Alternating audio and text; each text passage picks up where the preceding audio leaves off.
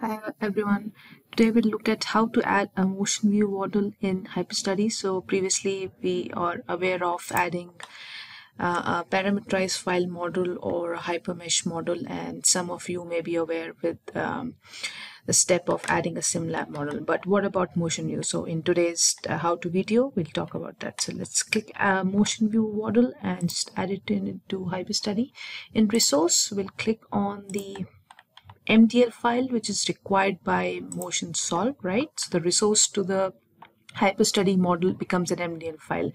Now let's mention the input file. So in this case, it would be an XML file. People familiar with MotionSolve would be aware of that, right? So HyperStudy picks up the solver by default. So you would have the MotionSolve registered automatically. And if you're using any other version, you can use the edit register solver script option at the motion view solver of your requirement. So just click on import variables. Import variable will launch motion view preprocessor, and you would be able to add the input variables from motion view into HyperStudy, right? So in this case,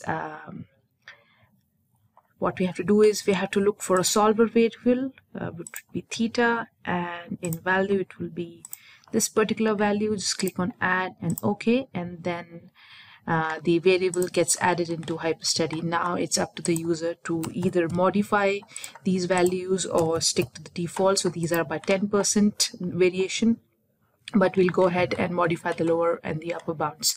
Next step would be to run a baseline. Just click on run definition, and it will take a little while to run the MotionSolve solver. Let's wait for that. And once the nominal run is finished, we would be able to add the define output response. In this case, we have certain output response from the MotionSolve that would be required for the analysis. And keeping in mind that these are very short videos explaining the benefit of using HyperStudy with MotionSolve, we'll go ahead and demo on the DOE part, right? So let's go ahead.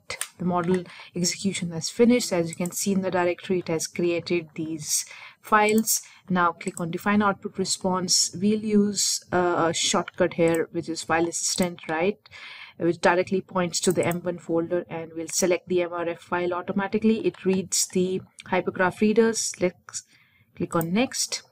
We'll choose the option of multiple item at multiple time steps. We'll click on next.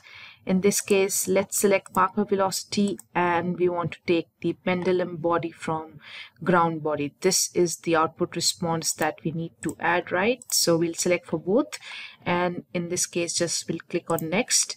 And because we're interested in getting the maximum output response, we'll click on finish and evaluate, right? So if you are interested in adding any other response from motion view, the process will still remain the same, that you will select the MRF file, you'll click on next, you'll click on multiple item at multiple time steps. In this case, let's select the marker velocity again, but here we'll use the second output response instead of the first one.